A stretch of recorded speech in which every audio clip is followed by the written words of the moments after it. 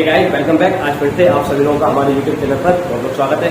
आज की क्लास में हम लोग क्लास 11 का फर्स्ट चैप्टर स्टडी करने जा रहे हैं, जिसमें हमने फिजिकल वर्ल्ड को स्टार्ट किया हुआ था। फिजिकल वर्ल्ड का हमने एक टॉपिक पहले से ही क्लियर करके रखा हुआ है। अब इसमें नया टॉपिक हम आज स्टडी करेंगे, जिसका नाम है डिफरेंट फोर्सेज इन नेचर। तो नेचर में कौन कौन से फोर्स होते हैं, वो किस तरह से काम करते हैं और उनका यूनिफिकेशन हम किस तरह से करेंगे और जानेंगे कि नेचर में फंडामेंटल फोर्सेज कौन कौन से हैं। और आप यदि हमारे चैनल पर नए जुड़े हैं तो पहले हमारे चैनल को सब्सक्राइब कर लें, बेल आइकन को प्रेस कर दें, ताकि आने वाले नोटिफिकेशन आपको मिलते रहे। तो देखिए आज की वीडियो कितनी इंपॉर्टेंट है और काफी खास होने वाली है। अगर आप इस वीडियो को समझ लेते हैं तो आपके बहुत सारे कंसेप्ट बहुत अच्छे से क्लियर हो जाएंगे। हमारा क्लास 11 का फर्स्ट चैप्टर चल रहा है, जिसका नाम है फिजिकल वर्ल्ड। और फिजिकल वर्ल्ड में हमने एक टॉपिक कंप्लीट कर लिया। नेक्स्ट टॉपिक में पढ़ रहे हैं, इसमें हम जानेंगे different forces in nature. Nature में कौन कौन से फोर्सेज अवेलेबल है और वो किस तरह से काम करते हैं, उनको हमको डिस्कस करना है। तो पहले हम ये जान लेंगे कि फोर्स किसको कहना है। तो फोर्स की वन लाइन डेफिनेशन है, फोर्स इज अ पुश और पुल। तो फोर्स एक तरह का यहाँ पर धक्का है या खिंचाव है। फोर्स लगाकर हम किसी चीज को आगे की तरफ भेज सकते हैं या उसे अपनी तरफ खींच सकते हैं। फोर्स लगाकर हम किसी चीज को कंप्रेस कर सकते हैं, दबा सकते हैं, उसके वॉल्यूम में चेंज कर सकते हैं, उसकी डायरेक्शन को चेंज कर सकते हैं। तो फोर्स एक एक्शन है, एक मोशन है, जिसको यदि किसी बॉडी पर यदि अप्लाई कर दिया जाए तो उस बॉडी में कुछ ना कुछ चेंज आ ही जाता है। हमने फोर्स लगाया तो लेंथ बढ़ जाएगी, हमने फोर्स लगाया तो लेंथ हम डिक्रीज भी कर सकते हैं, इंक्रीज भी कर सकते हैं। तो हम क्या कर रहे हैं, उसका कॉन्फ़िगरेशन चेंज करना चाहते हैं, तो उसके लिए हमको क्या लगाना पड़ेगा, फोर्स लगाना पड़ेगा। नेचर में कोई भी हमको वर्क करना है, भले ही वो कोई भी काम हो, फिजिक्स हमको ये बताती है अगर आप कोई भी वर्क करना चाहते हैं फिजिक्स में तो हमको पहले फोर्स लगाना पड़ेगा। जब हम किसी बॉडी में फोर्स लगाते हैं तो फोर्स लगाने से हमको एक चीज दिखती है कि उस बॉडी में मोशन आता है। तो हम समझ जाते हैं कि इस बॉडी में क्या लग रहा होगा, या फिर फोर्स लग रहा होगा। तो फोर्स के कारण बॉडी मूव करना स्टार्ट कर देती है। अब जैसे ही फोर्स लगा, बॉडी में मोशन आया, बॉडी ने चलना स्टार्ट किया, तो उसने कुछ डिस्टेंस कवर किया और हमने देखा कि बॉडी की लोकेशन चेंज हो जाती है। एक लोकेशन से दूसरी लोकेशन में पहुंच जाती है। ठीक है भाई, तो हमने क्या किया, फोर्स लगा के डिस्प्लेसमेंट किया, work is done on this body. तो इस बॉडी को हमने क्या किया, वर्क डन किया। तो वर्क डन की डेफिनेशन क्या है, work done equal to force multiply displacement. तो अगर आपको वर्क डन करना है तो आपको क्या लगाना पड़ेगा, फोर्स लगाना पड़ेगा, उसमें क्या क्रिएट करना पड़ेगा, डिस्प्लेसमेंट। और उन दोनों के मल्टीप्लिकेशन को क्या कहा जाता है, वर्क डन। लेकिन फोर्स जरूरी है, बिना फोर्स के तो वर्क डन नहीं कर पा रहे। ओके, तो कोई भी वर्क करना है क्या लगाना है, फोर्स लगाना है। फोर्स बेसिकली क्या है, पुश और पुल। पुश का मतलब किसी चीज को धकेलना। हाँ बोलो सर, आपने कहा था सर फोर्स के साथ अपन किसी भी चीज पर सर प्रेशर डालकर उसका वॉल्यूम बदल सकते हैं। हाँ, और उसका वॉल्यूम कैसे बदलेगा सर, शेप ही तो बदलेगा बस। हाँ, शेप बदलने का मतलब क्या होता है, शेप बदलेगा सर, आकार। शेप को क्या बोलते हैं, शेप के पास क्या होता है ये बताओ। ये बॉडी के पास एक पर्टिकुलर शेप है। Yes sir. क्या इसके पास वॉल्यूम है? तो अब मैंने इसका शेप चेंज कर दिया। जैसे वाटर की बात करूं मैं, सर वाटर को मैं कंप्रेस करूंगा, या गैस की बात करूं मैं, हर चीज के पास वॉल्यूम तो होता है कि नहीं होता, ये बताओ। ठीक है, अब गैस की अगर हम बात करते हैं तो गैस को कंप्रेस करते हैं या एक्सपेंड करते हैं, दोनों ही सिचुएशन में उसका वॉल्यूम चेंज होगा। हाँ, आप ये कह सकते हो कि ये बॉडी है, इसका शेप चेंज हो जाएगा, इसका वॉल्यूम चेंज नहीं होगा, क्योंकि ये मटेरियल तो उतना ही है ना। लेकिन मैंने जब फोर्स की बात की तो मैंने सारे एग्जाम्पल अटैच कर दिए उसमें। गैस भी आ गई, लिक्विड भी आ गई, लेकिन फोर्स का एक मीनिंग है कि फोर्स लगाने से आप किसी भी चीज को उसका कॉन्फ़िगरेशन क्या कर सकते हो, चेंज कर सकते हो। ये चीज आपको समझनी है। हाँ, जब अलग अलग चीजों पर डिस्कस करेंगे तब हम बताएंगे किसका वॉल्यूम चेंज हो सकता है और किसका नहीं हो सकता। इतना तो आपको आइडिया होना चाहिए। ओके, कोई बात नहीं। तो ये चीज हो गई। तो देखिए भाई, तो उसका मीन्स क्या होता है, धकेलना। उसका मीन्स क्या होता है, खींचना। तो हम फोर्स लगा के किसी को पुश कर सकते हैं या फिर खींच सकते हैं, या फिर किसी चीज को हम ग्रिप में टाइट कर सकते हैं। ये फोर्स होता है। अब नेचर में हमने फोर्स के कई एग्जाम्पल देखे।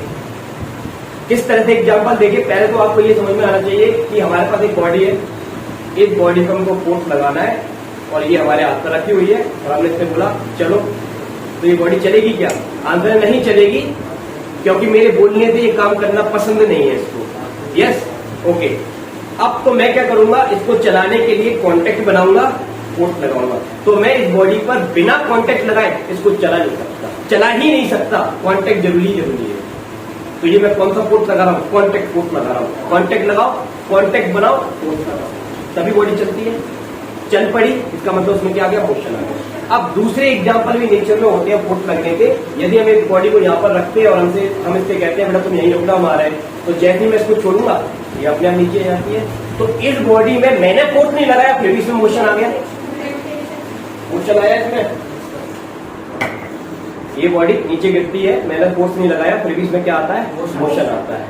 ठीक है, और मोशन आने का मतलब अवश्य किसी ना किसी चीज ने इसको फोर्स लगाया होगा, बट मैंने तो नहीं लगाया।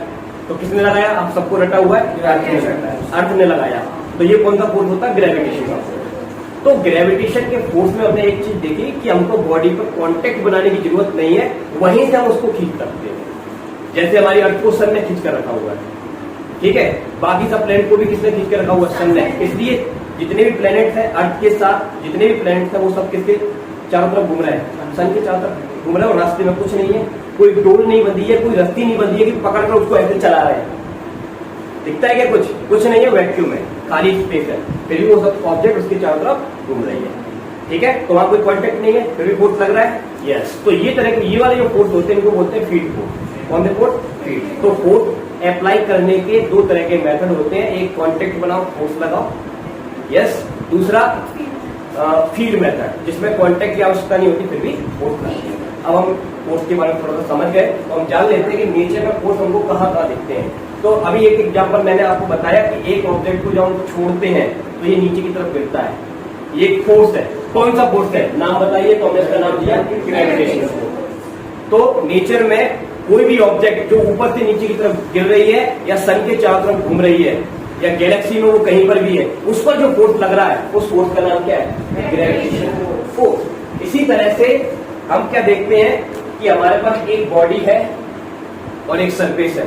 ये वाली बॉडी का इस सरफेस से हमने कांटेक्ट किया तो ये वाली बॉडी का इस सरफेस से क्या हो गया, कांटेक्ट हो गया और हमने इस पर फोर्स लगा के इसको चलाया। तो हम क्या देखते हैं, कहीं पर ये बॉडी स्मूथ चलती है, कहीं हमको काफी जोर लगाना पड़ता है। तो हम कहते हैं इनके कांटेक्ट में एक फोर्स है, वो कौन सा फोर्स होता है, फ्रिक्शन फोर्स होता है। तो जब दो ऑब्जेक्ट जिनके बीच में कांटेक्ट है और एक ऑब्जेक्ट दूसरी ऑब्जेक्ट पर चलना चाहती है तो उनके बीच में जो फोर्स लगता है वो कौन सा फोर्स होता है, फ्रिक्शन का फोर्स होता है। तो उसे फ्रिक्शन का फोर्स कहते हैं।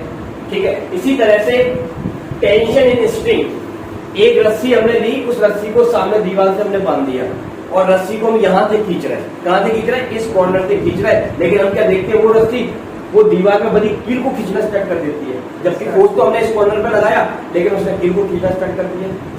तो वहां पर तो हमने फोर्स नहीं लगाया, तो फोर्स वहां पर ट्रांसफर कैसे हो गया, तो हम कहते हैं कि स्ट्रिंग में क्या क्रिएट हो गया, टेंशन क्रिएट हो गया। तो इसे बोलते हैं टेंशन इन स्ट्रिंग। तो रस्सी में जो फोर्स लगता है वो कौन सा फोर्स होता है, टेंशन होता है। इसे क्या नाम देंगे, टेंशन इन स्ट्रिंग। इसी तरह से हमने नट बोल्ट को टाइट किया, तो जब हम नट बोल्ट को टाइट करते हैं और हम काफी जोर लगाते हैं लेकिन वो खुलते नहीं है, ये भी एक फोर्स है। कौन सा फोर्स है, वाइंडिंग फोर्स है, जिसमें नट बोल्ट क्या हो जाते हैं, टाइट हो जाते हैं। इसी तरह से हमने एक गेंद ली, उस गेंद को पानी के अंदर डाला और छोड़ दिया तो वो ऊपर की तरफ उछलती है, एकदम जंप लेती है, ये भी एक फोर्स है। कौन सा फोर्स है, force of buoyancy, buoyancy force in fluid. ये कहां पर मिलता है हमको, फ्लूइड में। जो लिक्विड होता है उसमें अगर हम किसी ऑब्जेक्ट को डालेंगे तो उसको ऊपर की तरफ जो फोर्स लगता है उसको क्या कहते हैं, बॉयंसी। ठीक है, फोर्स ऑफ बॉयंसी। ठीक है, इसके बाद हमने देखा, हमने एक जाल लिया, एक बर्तन लिया, उस बर्तन में हमने लिक्विड को भर दिया। वो लिक्विड कोई भी हो सकता है, हनी हो सकता है, वाटर हो सकता है, ठीक है, कोई भी लिक्विड हमने ले लिया। उस लिक्विड में हमने एक लोहे का छर्रा गिरा दिया, एक लोहे की गोली गिरा दी उसमें। तो जैसे हम उसको गिराते हैं तो हम क्या देखते हैं कि वो गोली जब पानी के अंदर जाती है, उस लिक्विड के अंदर जाती है तो उसकी स्पीड कम हो जाती है। क्या कम हो जाती है, स्पीड। पानी में जाती है तो टाइम लगता है उसको नीचे गिरने में, और अगर हम ऐसे ही हवा में छोड़ देंगे तो तुरंत नीचे गिर जाएगी। हनी में छोड़ेंगे तो और टाइम लगता है। तो हम कहते हैं हर लिक्विड की क्या डिफरेंट है, बोलिए, डेंसिटी बोल सकते हो, और सोचिए क्या, विस्कोसिटी। विस्कोसिटी, विस्कोसिटी का मतलब होता है गाढ़ापन। तो एक लिक्विड कम गाढ़ा है, क्या कहते हैं, जो पानी होता है वो थोड़ा डेंस होता है, या यस, आप ये भी इन्वॉल्व कर सकते हो, बट विस्कोसिटी का प्रिंसिपल लग रहा है यहाँ विस्कोसिटी है। एक की विस्कोसिटी कम है, एयर की विस्कोसिटी कम है, तो ये छर्रा बड़ी आसानी से नीचे गिर जाएगा, ये गोली। कोई पोजिशन नहीं है। यस, और अगर हमने इसको वाटर में डाला, वाटर में डाला तो वाटर में इसको लगता है पोजीशन होता है। हनी में डालते हैं तो और ज्यादा ऑपरेशन होता है। तो इस तरह से ये वाला जो फोर्स होता है वो कौन सा फोर्स होता है? विस्कस फोर्स होता है। और सुनिए, जब लिक्विड फ्लो होता है तो हम देखते हैं कि लिक्विड की सबसे ऊपर वाली जो लेयर होती है वो काफी फास्ट फ्लो होती है और उसके नीचे वाली लिक्विड की जो लेयर होती है वो काफी स्लो होती है। तो हम ये देखते हैं कि ये जो फर्स्ट लेयर है और ये फर्स्ट लेयर है और ये सेकंड लेयर है, ये आपस में कॉन्टेक्ट में रहती है। तो इस लेयर पर ये वाली लेयर स्लाइड होगी और इसके ऊपर ये वाली स्लाइड होगी। तो ये लेयर के बीच में एक फोर्स काम करता है जो इन दोनों के मोशन का क्या करता है? अपोज करना चाहता है। नीचे वाली लेयर ऊपर वाली लेयर की स्पीड को कम करना चाहती है। इसको बोलते हैं विस्कस ड्रैग। वही चीज है, इसको हम बोलेंगे विस्कस फोर्स ड्यूरिंग फ्लो। तो फ्लो के दौरान जो फोर्स काम करता है उसका नाम क्या है? विस्कस ड्रैग या फिर विस्कस फोर्स। एग्जाम्पल मैंने आपको बताया कि वाटर जब फ्लो होता है तो ऊपर वाली लेयर फास्ट चलती है, नीचे वाली लेयर स्लो चलती है, उससे नीचे वाली और स्लो चलती है। तो वो स्लो क्यों है? क्योंकि इनके बीच में कौन सा फोर्स डेवलप हो जाता है? Viscous force. हाँ, आगे जाके हम इसका चैप्टर पढ़ेंगे तो हम इसको डिटेल में स्टडी करेंगे। अभी फिलहाल मैं आपको एग्जाम्पल दे रहा हूँ कि नेचर में कौन कौन से फोर्सेज है। तो ये डिफरेंट फोर्सेज इन नेचर जो हम एग्जाम्पल देख रहे हैं। इसके बाद हमने देखा अधेसिव फोर्स। अधेसिव फोर्स, हमने एक पेपर लिया, एक दूसरा पेपर लिया, उनके बीच में गोंद लगा दी और चिपका दिया, थोड़ी देर के लिए सूखने के लिए छोड़ दिया और हम उनको छुटाते तो पेपर फट जाता है लेकिन छूटते नहीं। ये कौन सा फोर्स है? Yes, force of adhesive force है। अधेसिव फोर्सेज ऑफ गम चिपक गया। इसी तरह से इंटरमोलिकुलर फोर्स होता है। ये एक बॉडी आपके पास, इस बॉडी का ये वाला मॉलिक्यूल मैंने पकड़ लिया, बाकी सब मॉलिक्यूल को मैंने नहीं पकड़ा है। ग्रेविटी का उनको नीचे गिरना चाहिए था बट वो नहीं गिर रहा है। तो उसका मतलब क्या है कि इस मॉलिक्यूल को इस मॉलिक्यूल ने, इस मॉलिक्यूल को इस मॉलिक्यूल ने, सब मॉलिक्यूल के बीच में एक फोर्स होता है। वो फोर्स का नाम क्या है? Intermolecular force. इसलिए आप उसके एक कोने को पकड़ेंगे, दूसरा कोना अपने आप नीचे। This is intermolecular. इसी तरह से हम एक रिमोट लेते हैं, रिमोट का स्विच दबाते हैं तो हम देखते हैं हमारा टेलीविजन स्टार्ट हो जाता है, वो भी एक फोर्स है। तो रिमोट में से एक वेव निकलती है, इसको आप पढ़ेंगे आगे जाके क्लास 12 में। इलेक्ट्रोमैग्नेटिक वेव होती है, वो इलेक्ट्रोमैग्नेटिक वेव जाती है और टीवी के अंदर उसको हिट करती है और टीवी क्या हो जाती है? चालू हो जाती है। तो ये भी एक फोर्स है, बट कौन सा फोर्स है? इलेक्ट्रोमैग्नेटिक फोर्स है। इस तरह से आप देखेंगे तो आपको सैकड़ों एग्जाम्पल मिल जाएंगे फोर्स के नेचर में। तो ये सारे फोर्स होते हैं ना, ये सारे मिलियंस ऑफ सेकंड्स में वर्क करते हैं ना। कि जैसे हम इलेक्ट्रोमैग्नेटिक फोर्स मतलब टीवी का रिमोट ऑन करते हैं तो तुरंत टीवी ऑन होता है। तो मतलब उसका कितना कम टाइमिंग होता होगा कि इतनी जल्दी वो उसे कैच कर लेता है उसकी सिग्नल। ओके, ये वाला जो फोर्स होता है इलेक्ट्रोमैग्नेटिक फोर्स, ये इलेक्ट्रोमैग्नेटिक वेव होती है। इसकी स्पीड बहुत ज्यादा होती है, 3 × 10⁸ मीटर पर सेकेंड।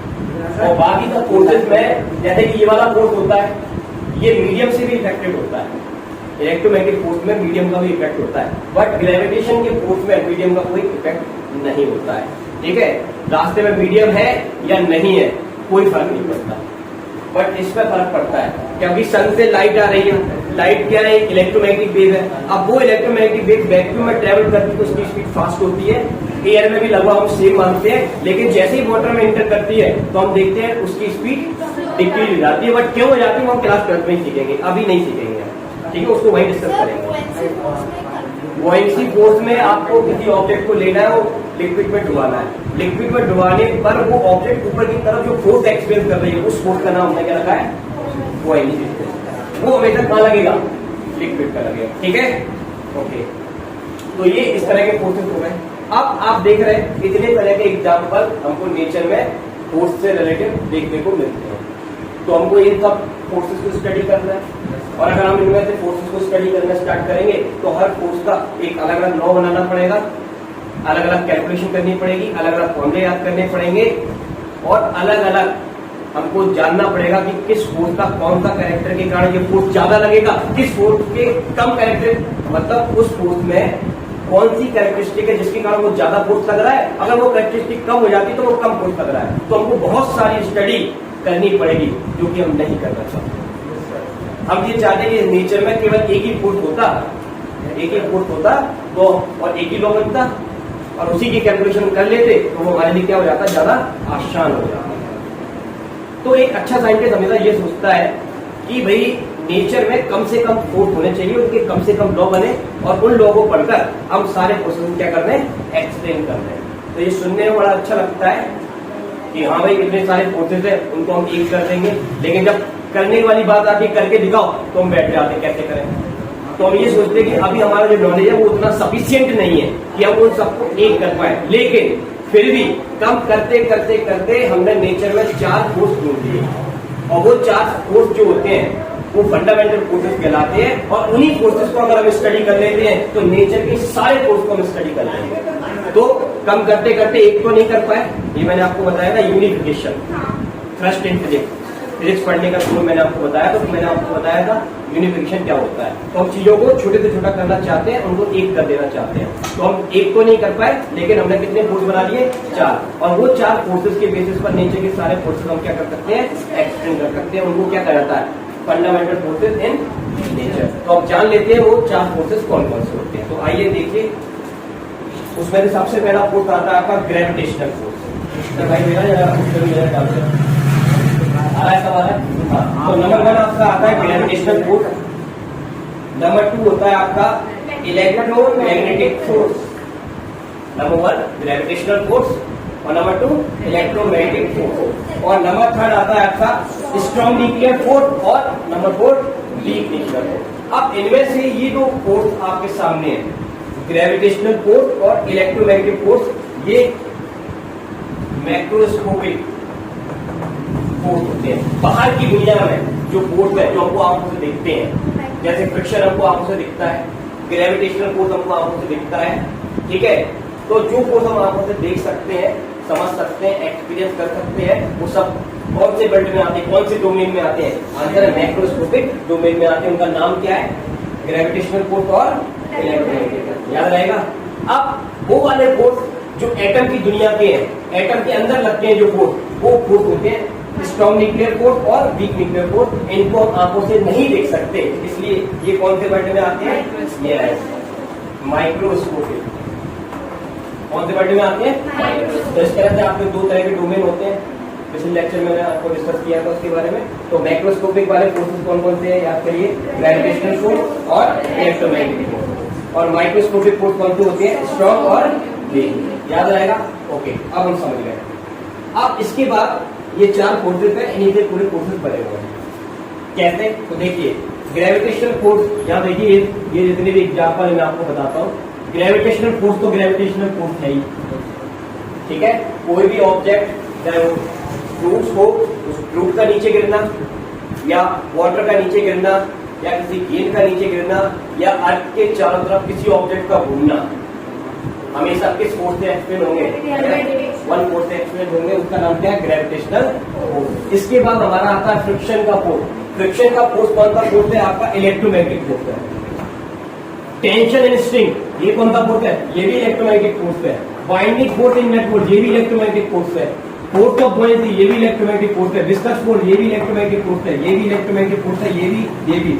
तो नेचर में सबसे ज्यादा फोर्सेस इलेक्ट्रिकल फोर्स होते हैं। जैसे सुनिए, हालांकि ये क्लास 12 की चीज है, मैं क्लास 12 में एक्सप्लेन करूंगा। फिलहाल आप यहाँ आ गया तो थोड़ा सा मैं बता देता हूँ, क्योंकि आप अभी पढ़ लीजिए। हम पेंट करते हैं, पेंट। तो जब हमने पेंट कर दिया यहाँ पर, तो ये पेंट से चिपक गया। कौन सा फोर्स है? इलेक्ट्रोमैग्नेटिक फोर्स है, ठीक है। हमारी बॉडी से कपड़े चिपके हुए, कौन सा फोर्स है? इलेक्ट्रिकल फोर्स है, ठीक है। हमने चौक से इस पर लिख दिया, ये चौक के पार्टिकल से चिपक गए, कौन सा फोर्स है? इलेक्ट्रोमैग्नेटिक फोर्स है। क्या नेचर में? हाँ, ये जब आएगा तब मैं आपको एक्सप्लेन करूंगा, अभी आया नहीं। अभी आप जब डिटेल में पढ़ोगे ना आगे जाके, ये तो ग्रेविटेशन हो गया, मास से मास से। हाँ, ठीक है। सुनो, ये वाला जो पार्टिकल है हमारे पास, इसको हम तोड़ देते हैं। इसके बाद पार्टिकल है, तोड़ देंगे तो ये पार्टिकल चटक कर नीचे गिर जाएंगे, क्योंकि मास को मास अट्रैक्ट कर रहा है। लेकिन जब मैं ये एक्शन करता हूँ, ऐसे चलाने वाला रबिंग का एक्शन करता हूँ, तो रबिंग के एक्शन में ये वाले पार्टिकल व्हाइट बॉडी के पार्टिकल ग्रीन बॉडी से स्टिक हो जाते हैं, चिपक जाते हैं। क्या अभी इसके पास मास नहीं है क्या? आंसर है यस, मास तो है। अर्थ खींच नहीं रही, अर्थ खींच रही, लेकिन उसके पास नहीं जा रहा। तो इसका मतलब ये है कि इस नेचर में ग्रेविटेशनल फोर्स ही अकेला नहीं होता है, दूसरा फोर्स होगा, उसने इसको पकड़ के रखा, और वो शायद इससे ज्यादा स्ट्रॉन्ग है, तभी तो ये चिपक गया, अदरवाइज इसको कहाँ गिरना चाहिए था। तो वहां से डिस्कवरी होगी नेचर में ग्रेविटेशनल फोर्स के अलावा भी दूसरे फोर्स होते हैं, उसका नाम क्या रखा गया? Electromagnetic force. हमें आ गया। वैसे ये क्लास 12 की चीज थी, आपको मैं दूसरी को मैंने बताया। डन। इस तरह से तो मोस्ट ऑफ दी फोर्सेस आपको मिलेंगे जो कि इलेक्ट्रिकल फोर्सेस होंगे, और बाकी सब कौन से फोर्सेस होंगे, ग्रेविटेशनल। और एटम की दुनिया के फोर्सेस दो ही तरह के होते हैं, स्ट्रॉन्ग न्यूक्लियर और अब थोड़ा सा इनको डिटेल में स्टडी करते हैं अलग अलग उठा के। हम जानेंगे हमारे पास कितने तरह के फंडामेंटल फोर्स होते हैं, फोर टाइप्स फंडामेंटल फोर्स होते हैं। तो हमने उनको स्टडी कर लिया तो सबको स्टडी कर लिया, उनके लॉज को जान लिया तो सबके लॉज को जान लिया, क्योंकि उन्हीं से तो वो एक्सप्लेन हो रहा है। एक्सप्लेन का नाम क्या रखा गया, बेसिक फंडामेंटल, बेसिक बोल दीजिए या फिर फंडामेंटल फोर्स बोल दीजिए। तो चलिए क्या क्या स्टडी करने वाले हैं। तो सबसे पहले फोर्स कौन सा है, ग्रेविटेशन है, इलेक्ट्रोमैग्नेटिक है, स्ट्रॉन्ग है या वीक है। ओके, अब फोर्स में पहली कैरेक्टरिस्टिक आएगी आपकी सोर्स, दूसरी कैरेक्टरिस्टिक आएगी एक्ट ऑन, काम किस पे करता है, नेचर कैसा है, कहां तक काम करेगा, कंपैरेटिव स्ट्रेंथ क्या है, दूसरे फोर्सेस की तुलना में कितना स्ट्रॉन्ग है या कितना वीक है, और एग्जाम्पल कौन कौन से हैं। तो इतनी सारी चीजें हमको हर कोर्स की क्या कर लेनी है, स्टडी कर लेनी है। ठीक है, एक बार अच्छे से समझ लोगे तो आगे जाके आपको कभी दिक्कत नहीं आएगी। ठीक है, तो चलिए स्टार्ट करते हैं। नंबर 1 हम देखते हैं ग्रेविटेशनल फोर्स। तो ग्रेविटेशनल फोर्स में हमारा सोर्स क्या है, ग्रेविटेशनल फोर्स बनाता कौन है। तो आंसर नेचर में जो ग्रेविटेशनल फोर्स बनता है, जिस कारण की वजह से बनता है, उस कारण का साइंटिस्टों ने पता लगा हमको बताया। वो कारण क्या होता है, मास। तो यदि किसी बॉडी के पास मास होता है तो मास के कारण जो वो फोर्स बनाती है, उस फोर्स का नाम क्या है, ग्रेविटेशनल फोर्स। तो याद रहेगा ग्रेविटेशनल फोर्स का सोर्स कौन है, मास। अच्छा ठीक है, मास है तो ये वर्क किस पे करेगा, एक्ट ऑन, काम किस पे करेगा। तो आंसर ये उसी पर काम करेगा जिसके पास वो वाली कैरेक्टरिस्टिक होनी चाहिए जो इसके पास है। इसके पास क्या है, मास, के लिए किस पर लगेगा, मास पर लगेगा। तो एक्ट ऑन क्या है, मास, तो ये मास पर अप्लाई होता है। मास नहीं होगा तो नहीं लगेगा। जैसे लाइट आती है, लाइट कभी भी बेंड नहीं होती है, अब तो उसको खींच रही है ना, अगर उसके पास मास हो तो वो बेंड हो जाती है, बट वो बेंड नहीं हो रही, इसका मतलब उसके पास मास नहीं है तो इस पर नहीं लगता है। ठीक है, जिसके पास मास होता है उस पर लगता है। आप एक बॉडी को छोड़कर देखिए, बॉडी नीचे गिरती है, कौन सा फोर्स है। इसके बाद नेचर, ये कैसे, ये वाला फोर्स पुश करता है या पुल करता है। तो आंसर है हमेशा पुल करता है, चीजों को खींचता है, और खींचने वाली चीज का नाम हमने रखा है अट्रैक्शन। तो ये अट्रैक्ट करता है, क्या करता है, चीजों को अट्रैक्ट, रिपेल नहीं कर सकता, धक्का नहीं मार सकता, केवल खींच सकता है। ओके, इसका रेंज, तो आंसर है इसका रेंज तो बहुत खतरनाक है, इनफाइनाइट रेंज है इसका। हमारा अर्थ, सन का अर्थ से डिस्टेंस है 15 करोड़ किलोमीटर। ये हमारी अर्थ से सन के बीच की डिस्टेंस है। आप सोच लो कितना ज्यादा डिस्टेंस है, फिर भी अर्थ को सन ने खींच कर रखा हुआ है। और प्लेनेट के पास जाओगे, जुपिटर जाओगे, प्लूटो जाओगे, तो उनकी तो बिलियंस में, अरबों में, इतना ज्यादा डिस्टेंस पर है कि वहां पर लाइट को पहुंचने में 5-6 घंटे लग जाए, 5-6 घंटे लग जाए लाइट को वहां तक पहुंचने में। जबकि लाइट की स्पीड कितनी है, 10⁸ मीटर पर सेकेंड, एक सेकेंड में 3 अरब मीटर, या फिर एक सेकेंड में 3 लाख किलोमीटर। इतनी फास्ट चलने के बावजूद भी उसको 5 घंटे लग जाते हैं प्लूटो तक पहुंचने में या और प्लैनेट तक पहुंचने में। समझ आई बात। और सन ने उसको खींच कर रखा है, देखो। तो ये कितना जबरदस्त फोर्स है। और हमारे सन को, हमारा सन भी स्टेबल नहीं है, वो भी गैलेक्सी में चल रहा है। वो भी किस कारण की वजह से चल रहा है, आंसर ग्रेविटी की वजह से चल रहा है। ठीक है, ओके। तो इसका रेंज इनफाइनाइट है, बहुत दूर तक भी काम करता है। कंपैरेटिव स्ट्रेंथ है, ये वीक फोर्स है, weak force but popular force है। बड़ी बड़ी ऑब्जेक्ट के लिए काफी स्ट्रांग है, जैसे अर्थ और सन के बीच में ये काफी हैवी फोर्स है, काफी स्ट्रांग फोर्स है। बट अगर आप इस ऑब्जेक्ट की बात करोगे, जैसे ये टेबल यहाँ रखी है और ये टेबल यहाँ रखी है, अब इस टेबल को ये टेबल नहीं खींच पा रही, क्यों नहीं खींच पा रही, क्योंकि इनके पास मास कम है। तो मास कम है तो इनका फोर्स भी क्या होगा, वीक होगा। तो ये वीक फोर्स है, बट पॉपुलर है क्योंकि नेचर इससे बना हुआ है, चल रहा है। ठीक है, okay. Example, planets, star and all object having mass, जिनके पास मास है उन सब में कौन सा फोर्स लगता है, यस, ग्रेविटेशन। तो ये ग्रेविटेशनल फोर्स की डिटेल्स हो गई। बाकी सब जब चैप्टर स्टार्ट करेंगे तो और हमें डेरिवेशन करेंगे, जानेंगे किस तरह से स्ट्रॉन्ग होता है और कैसे काम करता है। तो ये हमने यहाँ पर एक चैप्टर में जान लिया। ठीक, अब हम अगले फोर्स की तरफ बढ़ रहे हैं। तो अगला फोर्स आता है हमारा इलेक्ट्रोमैग्नेटिक फोर्स। तो इलेक्ट्रोमैग्नेटिक फोर्स नाम कैसे पड़ गया, पहले हम उसको भी जानेंगे। पहले हम ये जान लेते हैं कि इसका सोर्स क्या है। तो आंसर है इलेक्ट्रोमैग्नेटिक फोर्स का सोर्स है इलेक्ट्रिक चार्ज। तो किसी बॉडी के पास इलेक्ट्रिक चार्ज है तो वो कौन सा फोर्स बनाएगी, आंसर है इलेक्ट्रिकल फोर्स बनाएगी। सुनना जरा, अगर किसी बॉडी के पास चार्ज है तो कौन सा फोर्स बनाएगी, इलेक्ट्रिकल फोर्स। अब थोड़ा सा थोड़ा आगे की बात करते हैं। अगर एक चार्ज स्टेशनरी है तो स्टेशनरी चार्ज अपने चारों तरफ एक इलेक्ट्रिक फील्ड बनाता है। क्या बनाता है बेटा? Electric field. अगर ये चार्ज वायर में दौड़ना स्टार्ट कर दे तो ये मैग्नेटिक फील्ड बना लेता है। और तीसरी चीज बड़ी इंपॉर्टेंट, जिससे हमारा पूरा कम्युनिकेशन सिस्टम चल रहा है, मोबाइल फोन चल रहा है, कंप्यूटर चल रहा है, नेटवर्क काम चल रहा है, हर चीज चल रही है, उसमें क्या होता है कि जब हमारे पास एक स्टेशनरी चार्ज है तो इलेक्ट्रिक फील्ड बनाता है, और अगर हम उस चार्ज को दौड़ा दें तो वो मैग्नेटिक फील्ड बनाएगा। लेकिन अगर हम उसको एसिलेट करा दें, एसिलेट मतलब उसकी स्पीड लगातार चेंज होती जा रही है, 0 1 2 3 4 5 इस तरह से बढ़ती जाएगी, तो स्पीड का बढ़ना, वेलोसिटी में चेंज आना क्या होता है? एसिलेटेड मोशन होता है। कम हो रही है 10 हाँ, तब भी एक्सीलरेशन मोशन होगा। स्पीड चेंज तो हो रही है ना, वेलोसिटी में चेंज तो आ रहा है, तो भी एक्सीलरेटेड मोशन होगा। तो एक्सीलरेटेड मोशन जब होता है तो उससे एक नई चीज का इन्वेंशन होता है, जिसको मैंने नाम दिया इलेक्ट्रोमैग्नेटिक वेव। तो यानी कि एक एक्सीलरेटेड चार्ज अपने चारों तरफ क्या बनाता है? इलेक्ट्रोमैग्नेटिक वेव बनाता है, जिसमें इलेक्ट्रिक फील्ड भी होता है और मैग्नेटिक फील्ड भी होता है, प्लस उसको पुश करने की ताकत भी होती है, वो धक्का मार के उसको आने तक पहुंचा देता है। ठीक है, तो मैं मोबाइल फोन पर किसी से बात करूंगा तो मेरे मोबाइल फोन के अंदर एक एलसी ऑसिलेटर मशीन होती है। वो एलसी ऑसिलेटर मशीन जिस मोबाइल का मैंने नंबर डायल किया है उस मोबाइल के नंबर की एक फ्रीक्वेंसी बनाती है और उस वेव को वो निकालती है, और फिर वो टावर के पास जाती है, टावर उसको सर्वे करता है, ढूंढता है कहाँ पर है, और फिर वो उसको सिग्नल भेजता है, फिर मेरी उससे बात होती है। हाँ, ये सब चीजें हम क्लास 12 में सीखेंगे। सुनने में अच्छा लग रहा है, काफी इंटरेस्टिंग लग रहा है। हाँ, ये सब चीजें हमको पढ़नी है क्लास 12 में, अभी नहीं पढ़ेंगे, अभी हम बेसिक फिजिक्स पढ़ेंगे, जिसमें सर में आया। अच्छा, और भी बहुत सारी चीजें पढ़ेंगे, ये फैन कैसे घूमता है, बल्ब से लाइट कैसे निकलती है, बहुत सारी काफी क्या बोलते हैं डिफरेंट तरह की जो मशीन वगैरह है वो सब आपको कहाँ मिलने वाली है? क्लास 12 में मिलने वाली है, तो उसका वेट करिए। फिलहाल अब देखिए, सोर्स हमने जान लिया। हाँ, इसका नाम इलेक्ट्रोमैग्नेटिक फोर्स क्यों पड़ा? अगर चार्ज रुका है तो इलेक्ट्रिक फील्ड, ठीक है, और अगर चार्ज चल रहा है तो इलेक्ट्रिक फील्ड प्लस मैग्नेटिक, इसलिए हमने दोनों चीज बता दी, दोनों को एक ही में कंबाइन कर दिया, उसका नाम क्या रख दिया? Electromagnetic force. फिर से चार्ज रुका है तो इलेक्ट्रिक फील्ड, और जब चार्ज चलता है तो हमने चार्ज क्या बनाता है? मैग्नेटिक। तो मैग्नेटिक फील्ड किस वजह से है? चार्ज की वजह से। इलेक्ट्रिक फील्ड किस वजह से है? चार्ज की वजह से, इसलिए दोनों का नाम क्या पड़ा? दोनों मिला के इलेक्ट्रोमैग्नेटिक फोर्स। समझ आई बात? तो अच्छा, ये हो गया, इसका सोर्स क्या हो गया?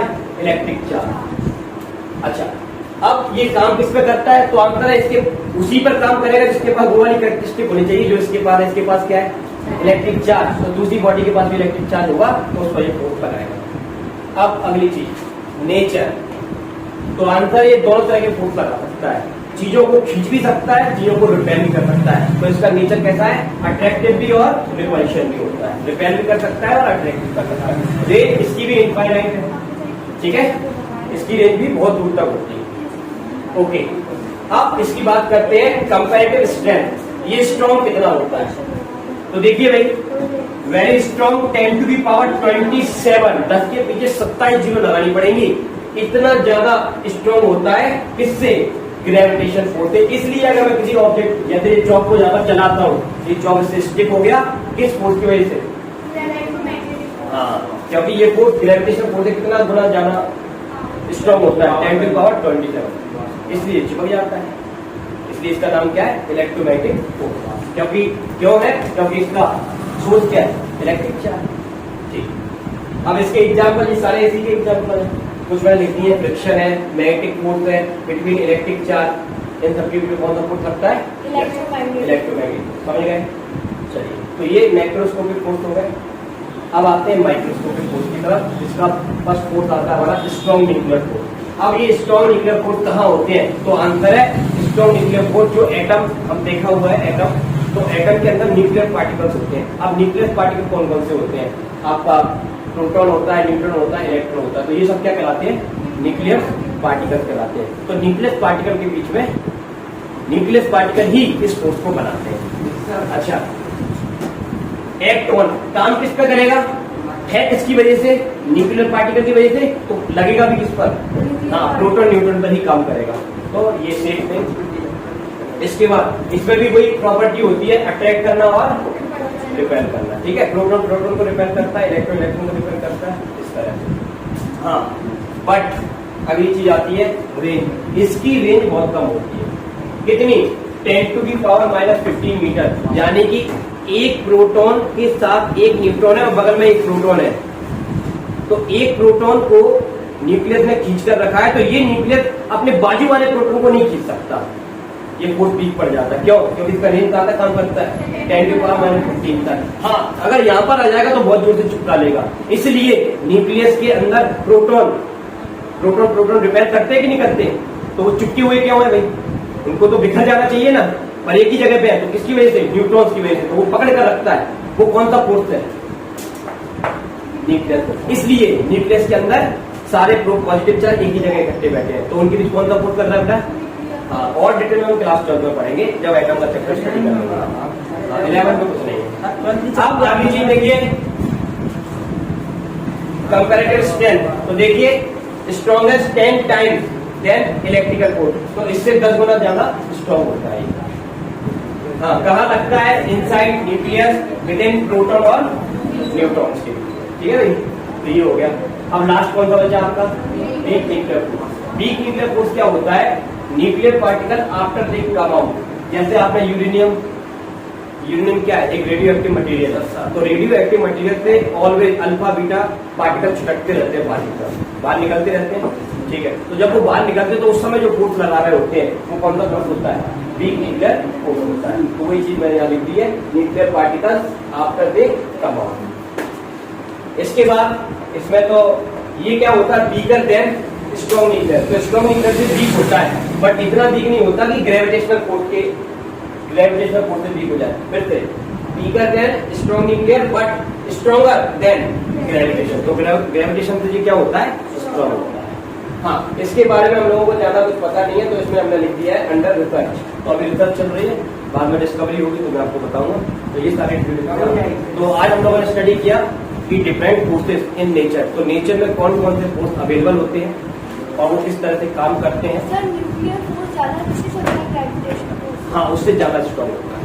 ठीक है, जो ना स्ट्रॉन्ग न्यूक्लियर फोर्स होता है ना, वो तो इलेक्ट्रोमैग्नेटिक फोर्स से भी ज्यादा पावरफुल होता है। तो फिर जब वो उसके न्यूक्लियर जो एटम का जो न्यूक्लियर होता है ना, तो फिर वो एक दूसरे को अट्रैक्ट क्यों नहीं कर पाते हैं? पॉजिटिव चार्ज किसके अंदर? न्यूक्लियस के अंदर प्रोटॉन न्यूट्रॉन अगर इलेक्ट्रॉन प्रोटॉन और न्यूट्रॉन रहते हैं। जो आपका इलेक्ट्रोमैग्नेटिक फोर्स है, इसमें आप एक चीज पढ़ेंगे, कूलम फोर्स। कूलम फोर्स होता है 1/4πε0 Q1 Q2 upon r²। Q1 first particle का चार्ज, Q2 सेकंड पार्टिकल का चार्ज, और बीच में क्या है? ये डिस्टेंस, और ये कांस्टेंट रहता है। अब ये जो डिस्टेंस है, ये कूलम फोर्स जो है वो पहले तो पॉइंट चार्ज के लिए। दूसरी चीज, ये इतने डिस्टेंस में काम नहीं कर रहा। हाँ, तो यस, तो इसलिए वहां पर कौन सा फोर्स काम करना स्टार्ट करता है? हाँ, तभी तो सेपरेट किया हुआ है कि इतनी कम डिस्टेंस के लिए कूलम फोर्स वर्क नहीं करेगा, तो आपका ये वाला फोर्स काम नहीं करेगा। ये डिस्टेंस बहुत कम होती है, तो इतनी डिस्टेंस पर जो फोर्स लगता है उसका नाम क्या है? ठीक है, तो आज के लिए हम